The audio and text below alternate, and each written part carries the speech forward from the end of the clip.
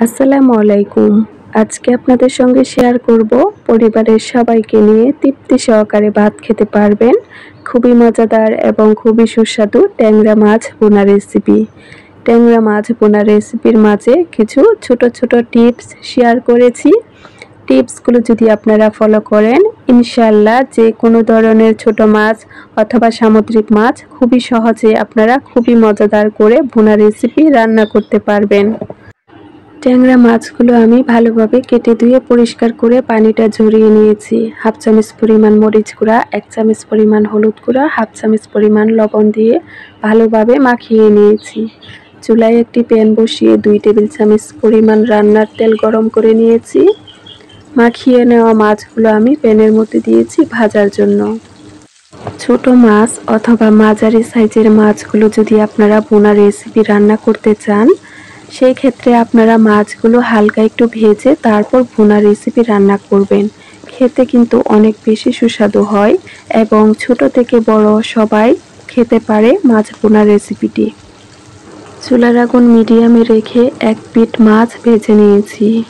কাঁটা চামচের সাহায্যে আমি মাছগুলো উল্টিয়ে নিয়েছি।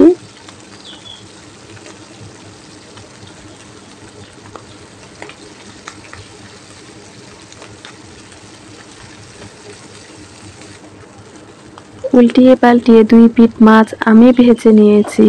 মাছ ভুনা রান্না করার জন্য চুলায় আমি আরও একটি প্যান বসিয়ে নিয়েছি। আবারও আমি 2 টেবিল চামচ পরিমাণ রান্নার তেল দিয়েছি। তেল হালকা গরম হয়ে যাওয়ার পর 1 কাপ পরিমাণ পেঁয়াজ কুচি দিয়েছি। মাছ ভুনা করার ক্ষেত্রে পেঁয়াজ কুচির পরিমাণটা একটু বাড়িয়ে দিলে মাছ ভুনাটা খেতে অনেক বেশি সুস্বাদু হয়।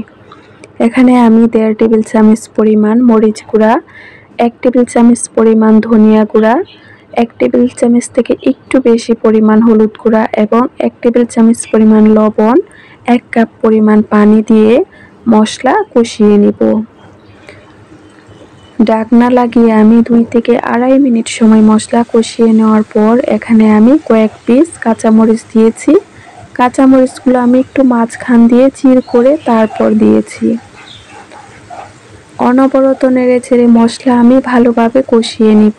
মাছ ভুনা রান্না করার ক্ষেত্রে মশলা আপনারা একটু সময় নিয়ে ধৈর্য ধরে ভালোভাবে কষিয়ে নেওয়ার চেষ্টা করবেন। মশলা আমি ভালোভাবে কষিয়ে তারপর মাছগুলো অ্যাড করে নিয়েছি। মাছ ভেজে আপনারা যদি মাছ ভুনা রান্না করেন, সেই ক্ষেত্রে মশলাটা ভালোভাবে কষিয়ে নেবেন। মাছের সঙ্গে মশলা কষিয়ে নেওয়ার কোনো প্রয়োজন নেই। আমি এখানে ছোট কাপ দিয়ে 1 কাপ পরিমাণ পানি দিয়ে তারপর মাছ ভুনা রান্না করে নিয়েছি। এই পর্যায়ে আমি চুলার আগুন মিডিয়ামে রেখে আরও কিছুক্ষণ সময় আস্তে আস্তে উল্টিয়ে পাল্টিয়ে নেড়ে ছেড়ে মাছের ঝোলটা আরও কিছুটা শুকিয়ে নিয়েছি। আপনারা কতটুকু ঝোল খেতে পছন্দ করেন সেই অনুযায়ী ঝোল থাকা অবস্থায় চুলা থেকে মাছ ভুনা নামিয়ে নেবেন। আশা করি আজকের মাছ ভুনা রেসিপিটি আপনাদের কাছে ভালো লাগবে। মাছ ভুনা রান্না করার ক্ষেত্রে শেষ পর্যায়ে আপনারা চাইলে ধনিয়া পাতা কুচি অ্যাড করে নিতে পারেন। আমাদের মাছ ভুনা রেসিপিটি আপনাদের কাছে কেমন লেগেছে কমেন্টস করে জানাবেন। ভিডিওটি আপনাদের কাছে ভালো লাগলে আমাদের চ্যানেলটি সাবস্ক্রাইব করবেন। ভিডিওটি আপনাদের ফ্রেন্ডস ফলোয়ারের মাঝে শেয়ার করবেন। সবাই ভালো থাকবেন, সুস্থ থাকবেন, আমাদের জন্য দোয়া করবেন। আল্লাহ হাফেজ।